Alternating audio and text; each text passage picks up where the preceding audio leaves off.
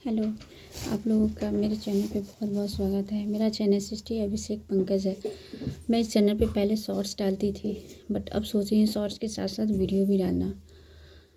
मैं अभी currently Germany में हूँ।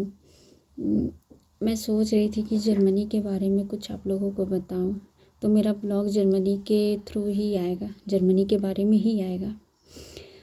तो मेरा जर्मनी आया हुआ अभी 8 मंथ हो गया है।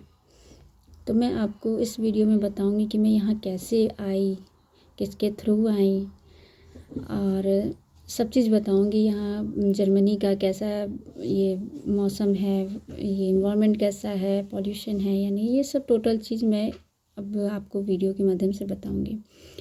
जर्मनी या फिर आप अदर कंट्री में, किसी भी अदर कंट्री में जा रहे हैं तो आपको उस कंट्री के बारे में कुछ नॉलेज होना बहुत ज़रूरी होता है। हम लोगों ने भी बहुत सारा नॉलेज लिया, बट बहुत कुछ ऐसा रहा जो हम लोगों को नहीं पता चला, जो हम लोग को यहाँ आने के बाद पता चला। तो मैं आप लोग को वही चीज़ बताऊंगी जो मुझे यहाँ आने के बाद पता चला। तो मेरी जर्नी शुरू हुई थी पटना से दिल्ली की। मैं इंडियन ही हूँ, मैं इंडिया से ही हूँ, मैं पटना रहती हूँ। मैं पटना से दिल्ली की जर्नी शुरू हुई। पटना से दिल्ली आने में ज़्यादा हेडेक नहीं हुआ, फिर भी थोड़ा बहुत ट्रैवलिंग था, लगेज था, तो हेडेक हो गया।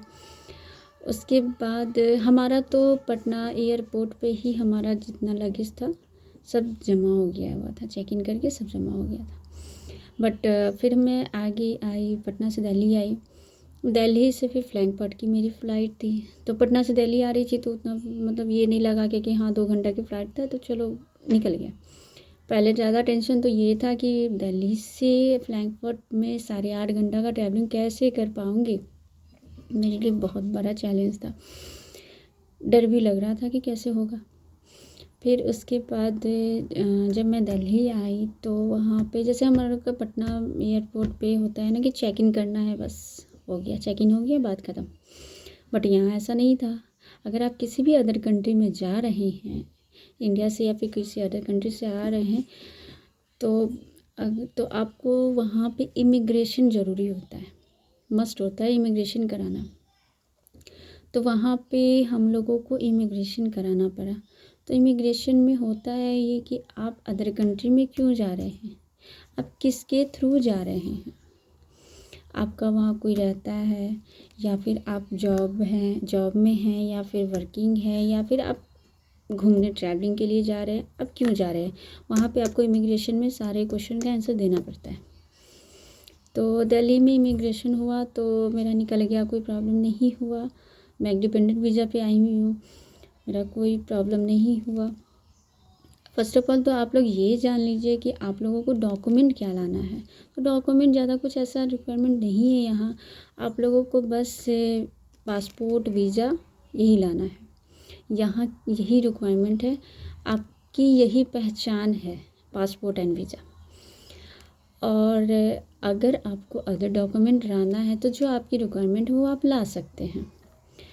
सेकंड ये है कि आप अगर लेडीज़ जा रही हैं तो आपके लिए बहुत बड़ी बात है, आपके लिए बहुत जानना ज़रूरी है कि आप कोई ज्वेलरी लेकर मत आइएगा यहाँ, क्योंकि यहाँ ज्वेलरी लाना मतलब टैक्स लगना। अगर आप ज्वेलरी लेकर आ रही हैं तो आपको 30 to 50% जर्मन गवर्नमेंट की तरफ से टैक्स लगेगी। अब ये टैक्स तो इतनी बड़ी है कि अफोर्ड करना बहुत ही मुश्किल है। अगर आप कर सकती हो तो आप ले आए। थोड़ा सा ये होता है ना कि ज्वेलरी लाने में थोड़ा प्रॉब्लम होती है, तो ज़्यादातर लोग नहीं लाते हैं। बाकी अदरवाइज़ आप अपना देख लेना क्या करना है। तो ऐसे यहाँ पे ज्वेलरी लाना है भी तो आपको 40,000 के लमसम आप ज्वेलरी जो है आप वो लेकर आ सकती है, 40,000 से ज़्यादा नहीं। तो ये चीज़ था, और ये चीज़ मुझे नहीं मालूम था पहले। तो फिर हमारी जर्नी शुरू हुई, हमारी इमिग्रेशन हो गया। इमिग्रेशन के बाद फ्रैंकफर्ट फ़्लाइट पे बैठ गए हम लोग। वहाँ बैठे तो पहले तो सोचे थे कि ये 8.5 घंटा कैसे निकलेगा बट निकल गया। खाते पीते सोते 8.5 घंटा निकल गया, पता नहीं चला। जब फ्रैंकफर्ट में मेरी फ़्लाइट लैंड हुई तो वहाँ फिर से इमिग्रेशन कराना पड़ा। वहाँ इमिग्रेशन में ज़्यादा प्रॉब्लम हुआ क्योंकि यहाँ पे लैंग्वेज जर्मन था। ये जर्मन लोग जो है ना, ये लोग अपना लैंग्वेज नहीं छोड़ते, वो इंग्लिश नहीं बोलते हैं। अब जैसे तैसे मेरा इमिग्रेशन हुआ, वर्किंग नॉन वर्किंग ये करके जैसे तैसे मेरा इमिग्रेशन हो गया। मैंने अपना लगेज लिया और लगेज लेके एयरपोर्ट से बाहर निकली तो यहाँ का मेरा हर चीज़ टोटली चीज़ चेंज लगा। इंडिया की अपेक्षा यहाँ टोटली चेंज है। अगर आप यहाँ के बारे में जानना चाहते हैं, तो अगर आप यहाँ के लिए इंटरेस्ट है तो प्लीज़ ज़रूर लाइक कीजिएगा। और मैं आपको यहाँ के बारे में एक एक चीज़ बताऊँगी। मेरा हर वीडियो आएगा जिसमें आपको जर्मनी के बारे में पता चलेगा कि जर्मनी में आखिर है क्या क्या नहीं है, यहाँ के लोग कैसे रहते हैं, यहाँ का वेदर कैसा है, यहाँ का खाना कैसा है, यहाँ लोग कैसे जीते हैं, कैसे रहते हैं, तो टोटली चीज़ मैं बताऊँगी। पहले तो ये है क्या कि लोग जर्मनी आएंगे क्यों? अगर जर्मनी आ रहे हैं तो उसके पीछे भी तो रीज़न होता है। या फिर आप स्टडी के लिए आ रहे हैं, या फिर स्टूडेंट हैं, या फिर पीएचडी के लिए आ रहे हैं, या फिर कोई ट्रेनिंग के लिए आ रहे हैं, या फिर कोई रिसर्च के लिए आ रहे हैं, या फिर फुल टाइम जॉब एम्प्लॉय के लिए आ रहे हैं, या फिर ऑन साइट इंटर्नशिप कंपनी के लिए थ्रू आ रहे हैं, या फिर आप बिज़नेस के लिए आ रहे हैं, या फिर आप एज ए सेफ आ रहे हैं। ट्रैवलिंग के लिए तो हर कोई आते ही हैं। तो जर्मनी आने के पीछे इतना रीज़न होता है। तो मैं यही सब के बारे में आपको जर्मनी के बारे में बताऊंगी मैं अपने नेक्स्ट वीडियो में।